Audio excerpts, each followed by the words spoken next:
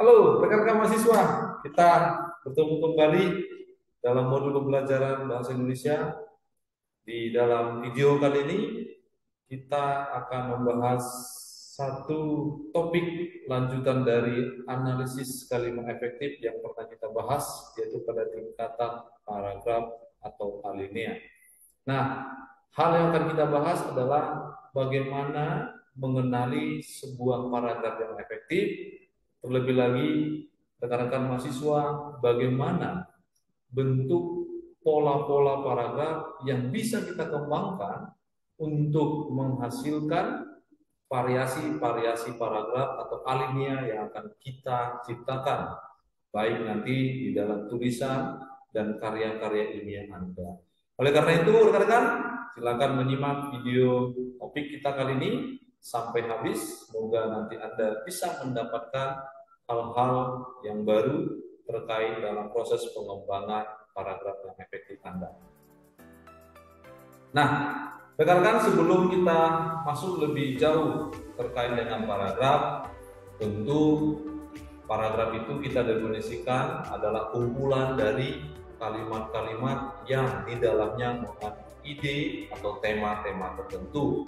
Nah, rekan-rekan perlu diingat juga bahwa ketika Anda menuliskan sebuah paragraf, maka hal-hal yang perlu kita lengkapi atau unsur-unsur kelengkapan paragraf itu harus ada.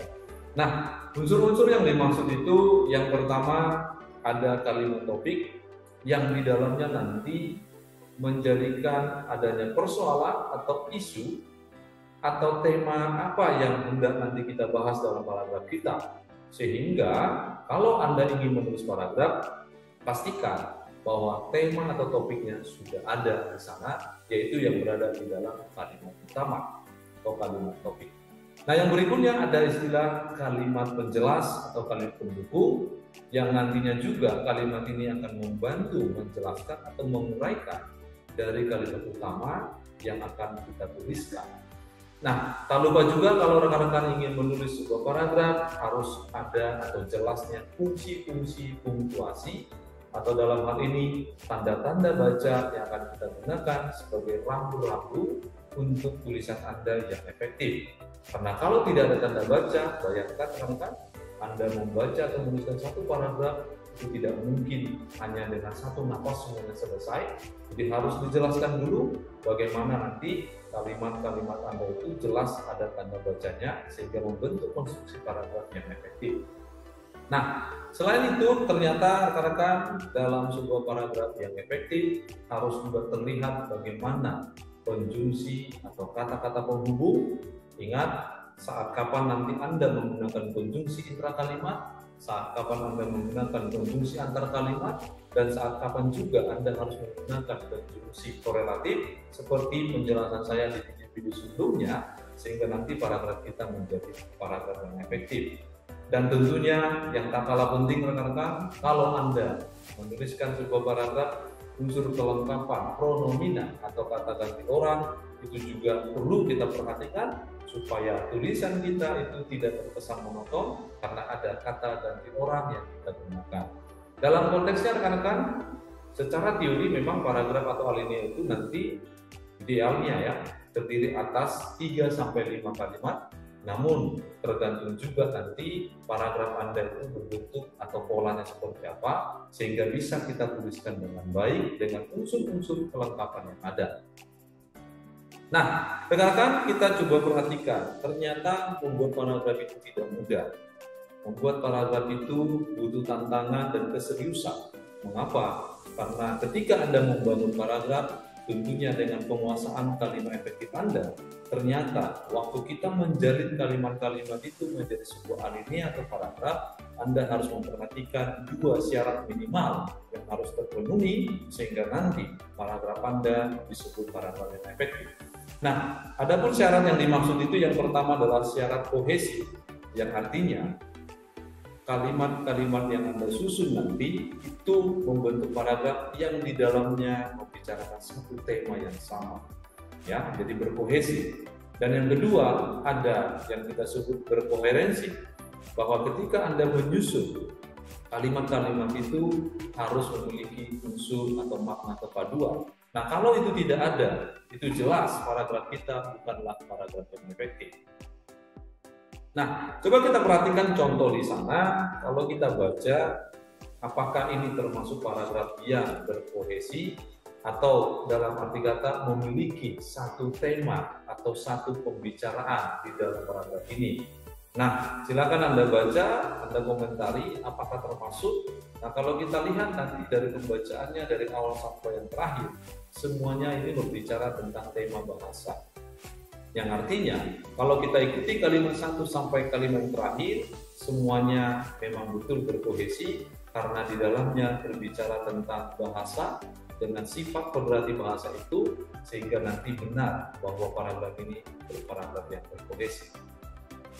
Nah, coba kita lihat apa saja yang menyebabkan atau yang membuat paragraf kita itu nanti berkoherensi. Nah, ternyata rekan-rekan selain berkohesi, ada beberapa hal juga untuk syarat yang berkoherensi yang bisa kita perhatikan supaya paragraf yang kita bangun atau yang kita susun itu berkoherensi atau memiliki kepaduan. Nah, yang pertama ada unsur penggunaan repetisi yang secukupnya. Artinya begini, ketika Anda menyusun paragraf, jangan juga terlalu banyak pengulangan-pengulangan kata yang sama, tetapi perlu adanya pengulangan secara proporsional supaya nanti koherensinya dapat. Nah, yang berikutnya boleh rekan-rekan nanti menggunakan kata ganti atau pronominal yang tepat, yang secukupnya juga, jangan semuanya diganti dengan pronominal. Tapi juga paragraf kita melalui kalimat-kalimat yang kita susun juga tidak baik. Nah, ada juga nanti supaya paragraf kita berkoherensi, perlu juga penempatan konjungsi-konjungsi yang tepat seperti yang pernah saya sampaikan di dalam video kita sebelumnya tentang analisis kalimat efektif. Harus jelas saat kapan Anda menggunakan konjungsi-konjungsinya sehingga pemaknaan paragraf Anda semakin jelas. Nah, coba kita perhatikan rekan-rekan di dalam satu contoh ini, menurut Anda apakah ada kalimat-kalimat yang sumpah? Apakah ada kalimat-kalimat yang keliru? Nah, kalau kita baca sejenak ya kalimat ini dalam bentuk konstruksi paragraf ini, coba kita lihat apakah ini ada masalah kalimat sumbang atau kalimat yang tidak tepat. Nah, misalnya di sana dikatakan saat ini di Indonesia terdapat puluhan operator wisata rating atau arung jeram dengan jumlah tamu mencapai ratusan pada hari biasa, bahkan ribuan pada hari libur. Olahraga ini termasuk olahraga yang relatif berbahaya seperti terjun payung. Namun, dengan kesiapan fisik, mental, dan peralatan yang memadai, risiko itu dapat ditekan. Lalu kalimat terakhir, lakukan pemanasan fisik terlebih dahulu sebelum Anda memulai olahraga apapun.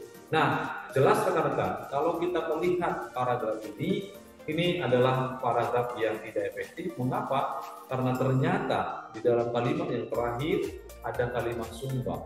Ya, dari tadi dibicarakan adalah olahraga arung jeram. Tiba-tiba di kalimat terakhir muncul kalimat, ya, lakukan pemanasan fisik terlebih dahulu sebelum Anda memulai olahraga apapun. Nah, kata kunci di sana olahraga apapun jelas ini merujuk pada semua jenis olahraga yang ada. Berarti fokus pembicaraannya bisa juga pada olahraga jenis yang lain, seperti olahraga catur, bola, tinju, dan lain-lain. Sehingga ini menyebabkan bukan paragraf efektif. Kenapa? Dari tadi yang dibicarakan paragrafnya fokusnya adalah tentang olahraga arung jeram, ya. Jadi ini sudah tidak efektif. Nah, rekan-rekan Anda sudah melihat beberapa persyaratan sebuah paragraf efektif. Nah, sekarang bagaimana ya paragraf kita itu nanti supaya tidak terkesan monoton, kita bisa mengembangkannya sesuai dengan selera penulisnya atau sesuai dengan selera Anda. Nah, ada beberapa pola paragraf yang bisa Anda kembangkan untuk menciptakan variasi-variasi paragraf atau alinea yang memungkinkan ketika orang membaca paragraf Anda itu bisa meminimalisasi rasa kebosanan. Nah, di sini ada 10 pola paragraf pengembangan yang bisa kita lakukan. Namun dari antara 10 ini sebenarnya pola yang terakhir, yaitu pola umum dan khusus, adalah pola yang paling cukup sering digunakan, sehingga rekan-rekan pola-pola itu nanti pada biasanya hanya 2 pola secara umum ya kalau kita mengklasifikasi, yaitu dari umum ke khusus atau sebaliknya khusus ke umum. Namun kita akan bicarakan satu persatu pola ini, sehingga ketika nanti rekan-rekan ingin mengembangkan paragraf, Anda boleh memilih mana pola pengembangan yang menurut Anda bisa menyampaikan ide atau pesan atau topik yang ingin Anda sampaikan secara tepat. Nah, kita bicarakan yang pertama dulu, ada pola perbandingan. Nah, rekan-rekan, dari sekian banyaknya pola ini, yang perlu Anda ingat adalah ketika Anda membuat pola-pola tersebut, coba perhatikan ada kata-kata kunci yang di dalamnya termuat. Nah, kalau sudah ada kata-kata kunci itu, saya yakin pola Anda sudah merujuk kepada pola ini. Nah, di dalam pola perbandingan, tentu diingat, ketika Anda membandingkan, di dalam tema Anda atau objek yang ingin Anda bandingkan, pastikan rekan-rekan bahwa hal yang Anda bandingkan adalah 2 hal yang paling tidak memiliki kesamaan. Ya. Nah, kesamaan yang dimaksud itu bisa kesamaan ciri, sifat, dan bentuk, dan lainnya. Intinya, ketika Anda ingin membandingkan sesuatu, bandingkanlah dengan 2 hal yang sama. Ya. Jadi jangan membandingkan 2 hal yang berbeda, karena kalau Anda membandingkan 2 hal yang berbeda, nanti itu sudah masuk pada pola pertentangan. Nah, di sana untuk perbandingan sendiri ada beberapa kata kunci ya yang bisa Anda gunakan, misalnya serupa dengan, ya berarti memiliki ciri khas yang sama, atau seperti halnya, ya demikian juga, ya dan sejalan dengan. Nah, contohnya sudah ada di situ. Coba Anda temukan kata-kata kunci itu, dan itu merupakan contoh bagaimana kita ingin membuat pola perbandingan dengan kata-kata kunci yang ada. Kita masuk pada pola pertentangan. Nah, rekan-rekan, seperti yang tadi saya sampaikan, pertentangan itu tentu kita berusaha melihat kontras, berusaha melihat hal yang berbeda, berusaha melihat hal yang bertentangan, sehingga nanti kata-kata kunci yang perlu kita lihat adalah beberapa kata yang memang sengaja untuk memperlawankan. Nah, kata-kata seperti berbeda dengan, bertentangan dengan, tidak sama halnya dengan, ya berbeda dengan yang lain, atau bertolak belakang dari hal yang lain. Nah, ini kata-kata ini kalau sudah ada muatannya di dalam tema atau topik yang Anda tuliskan, di dalam membangun konstruksi kalimat Anda, maka itu sudah termasuk pola pengembangan paragraf yang bertentangan. Dalam contoh tersebut sangat-sangat bisa kita dengan cepat merasakan bahwa paragraf yang dikembangkan di sana tentang orde baru, ya dan orde lama itu sengaja bertentangan. Nah, coba silakan Anda baca sendiri dan rasakan ada hal yang bertentangan dalam pengembangan paragraf itu. Nah, berikutnya rekan-rekan, yang ketiga, ternyata selain pola perbandingan, pertentangan, kita juga bisa menciptakan atau mengembangkan paragraf dengan pola analogi. Nah, analogi ini sebenarnya hampir mirip dengan perbandingan, hanya saja nanti di dalam analogi itu kita berusaha membuatnya dengan mengandaikan atau mengibaratkan, ya, sehingga nanti kata-kata kuncinya di sana Anda boleh menggunakan misalnya kata-kata seperti ibaratnya, bab, laksana, dan lain-lainnya, atau bagaikan misalnya. Nah, ketika Anda menggunakan analogi itu, usahakan dia menggunakan pengandaian seperti ini. Artinya nanti di peristiwa yang A bisa diandaikan seolah-olah terjadi di peristiwa B, atau di objek A bisa seolah-olah bisa terjadi di objek B karena adanya pengibaratan atau pengandaian. Nah, ini yang disebut dengan analogi. Silakan Anda cermati contoh yang ada, coba temukan dan rasakan apakah paragraf ini juga termasuk pola yang bersifat analogi. Nah, yang berikutnya pola contoh. Nah, ini yang paling mudah, atau cara atau contoh. Tinggal nanti Anda ingat mana kata-kata kunci yang digunakan. Misalnya, contohnya seperti gitu ya. Nah, ketika nanti di dalamnya sudah mengandung unsur seperti itu, nah Anda bisa membuatnya menjadi pola pengembangan paragraf contoh. Nah, silakan dilihat juga contoh paragraf yang ada di sana, karena di sana juga merupakan contoh dari pola pengembangan cara atau contoh itu. Nah, yang berikutnya, yang kelima, ada pola pengembangan proses. Nah, di dalam pengembangan proses ini yang perlu Anda ingat adalah adanya tahapan atau proses-proses tertentu yang biasanya prosesnya itu diawali dari hal yang paling sederhana sampai nanti pada proses yang paling maksimal atau proses yang paling inti dalam akhir sebuah kegiatan atau aktivitas.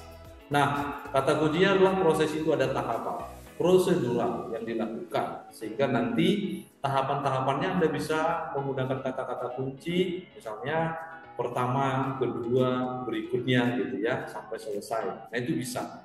Ya, biasanya memang paragraf ini sering kita temukan di dalam proses-proses kegiatan, misalnya dalam proses membuat kue, masakan, proses pendaftaran gitu ya, atau proses-proses yang lain yang membutuhkan beberapa tahap. Nah, itu bisa Anda kembangkan dengan baik, dan Anda bisa melihat contohnya atau membaca contoh paragraf yang ada di sana. Di sana sangat jelas ada tahapan-tahapan yang dilakukan. Misalnya kalau kita ingin memesan makanan online gitu ya. Nah, berikutnya rekan-rekan ada pola pengembangan kausalitas. Nah, kausalitas itu ada unsur sebab akibat. Nah, sebenarnya ada dua cara pola pengembangan ini. Anda bisa membuatnya dulu dari alasan-alasan dulu, baru menuju ke akibat. Atau di dalam paragraf Anda munculkan terlebih dahulu apa yang kita sebut dengan akibatnya, baru munculkan alasan-alasannya. Jadi pola kausalitas itu ada dua, ada sebab akibat dan ada akibat sebab. Nah, tergantung yang mana duluan yang mau Anda kembangkan sehingga muncul nanti proses pola itu. Nah, intinya di dalamnya memang akan ada unsur-unsur atau kata kunci yang kita gunakan, misalnya oleh sebab itu, karena itu, maka, ya, akibatnya, gitu ya. Ada beberapa hal yang bisa dipakai di sana. Yang penting adalah Anda pahami dulu, kalau paragraf Anda baru dulu bersifat alasan-alasan, baru nanti akibatnya, itu yang disebut dengan sebab akibat. Namun sebaliknya, kalau rekan-rekan dulu munculkan akibatnya dulu, baru nanti alasannya. Nah, itu berarti pola yang kita sebut nanti akibat sebab. Nah, di contoh ini saya kira sangat jelas ya bentuknya. Silakan Anda baca dan cermati bagaimana pola-pola yang ada yang digunakan di sana. Nah, ini contoh akibat sebabnya ya. Nanti tinggal Anda bisa memahami lebih baik. Nah, berikutnya pola yang ketujuh adalah pola klasifikasi. Nah, klasifikasi yang perlu Anda ingat adalah ketika rekan-rekan ingin mengembangkan sebuah paragraf, ternyata idenya itu ingin mengelompokkan atau ingin mengklasifikasikan atau ingin mengategorikan, maka rekan-rekan tinggal memunculkan kata-kata yang ada di sana menjadi kata kunci. Misalnya Anda menggunakan misalnya dibagi menjadi, ya, digolongkan menjadi, terbagi menjadi, atau mengklasifikasikan atau diklasifikasikan menjadi. Nah, kalau sudah muncul unsur-unsur seperti itu, berarti jelas rekan-rekan sedang membuat paragraf dengan pola klasifikasi. Nah, contohnya saya kira sangat jelas kita lihat di sana bagaimana klasifikasi temperamen manusia ya, yang bisa kita klasifikasikan. Mungkin klasifikasinya, oh saya ini temperamennya termasuk kolerik misalnya dulu ya, diklasifikasikan. Oh, temperamennya itu melankolis, oh temperamennya mungkin sanguin dan lain-lain. Nah, ketika kita bisa mengklasifikasikan itu, berarti Anda sudah bisa termasuk menggunakan cara klasifikasi. Nah, rekan-rekan kita lanjut untuk pola pengembangan yang ke-8. Nah, pola pengembangan ke-8 ini adalah pola pengembangan cara definisi. Rekan-rekan, membuat definisi itu tidak mudah. Ada beberapa aturan yang perlu kita perhatikan. Nah, oleh karena itu, kata-kata untuk mendefinisikan cukup kita gunakan dengan kata adalah, ya, yaitu, ialah, merupakan. Namun, rekan-rekan perlu Anda ingat, ternyata ketika Anda mendefinisikan sesuatu atau itu mungkin objek, bisa objeknya orang, manusia, benda mati, yang tidak hidup misalnya, atau misalnya perwujudan sesuatu, rekan-rekan bisa menggunakan pilihan-pilihan kata kuncinya dengan tepat. Jadi tidak bisa sembarangan penggunaan mendefinisikan. Nah, seperti kata kalau Anda ingin mendefinisikan sesuatu misalnya dengan kata adalah, gunakan kata adalah ini kalau Anda mendefinisikan sebuah benda. Ya. Misalnya termasuk benda apapun bisa didefinisikan. Misalnya handphone adalah gitu ya, kamera adalah gitu. Nah itu bisa, karena yang didefinisikan itu bendanya gitu ya. Meja adalah, itu bisa Anda definisikan. Namun kalau Anda ingin mendefinisikan sesuatu itu berupa kata kerja atau kata sifat, Anda harus menggunakan kata ya itu. Misalnya, cantik yaitu kondisi seorang yang terlihat wajahnya senyum. Nah, itu bisa Anda definisikan. Atau berupa kata kerja, ya. Menulis yaitu sebuah tindakan yang dilakukan manusia untuk mengungkapkan ide. Jadi kalau Anda ingin mendefinisikan sesuatu, jadi pilih kata yaitu kalau memang hal yang Anda definisikan itu berupa kata kerja, juga bisa berupa kata sifat. Nah, atau yang lain rekan-rekan, saya mau mendefinisikan sesuatu itu dengan menjelaskan sinonim.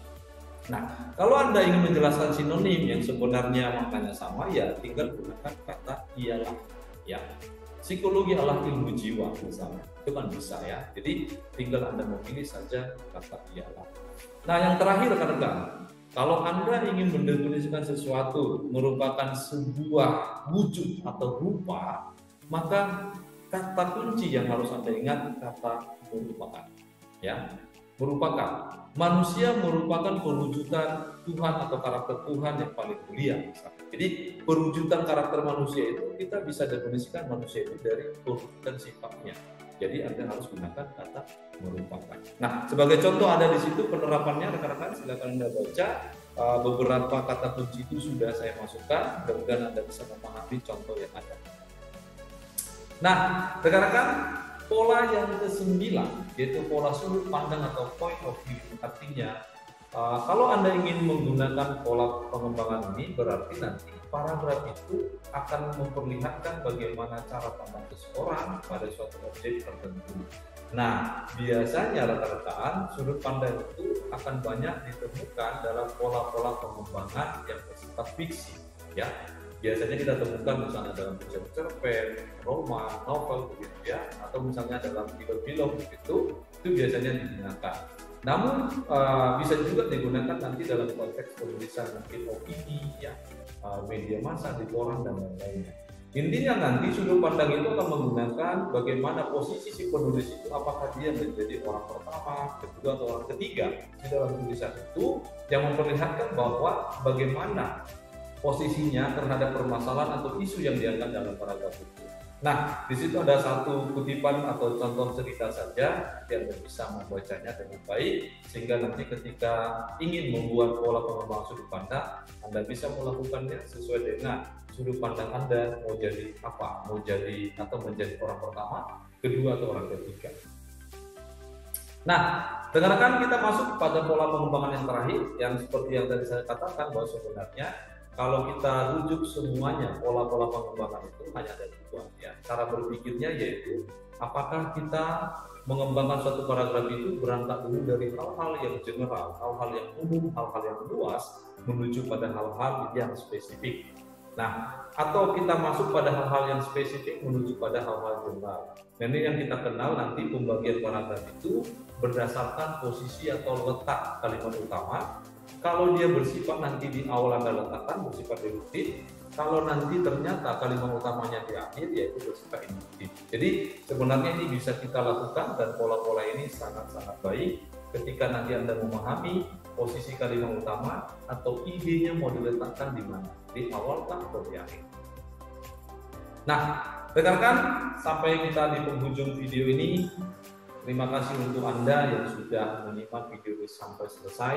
Rekan-rekan, saya yakin sebenarnya di dalam penulisan paragraf yang perlu kita lakukan adalah latih, dan berlatih.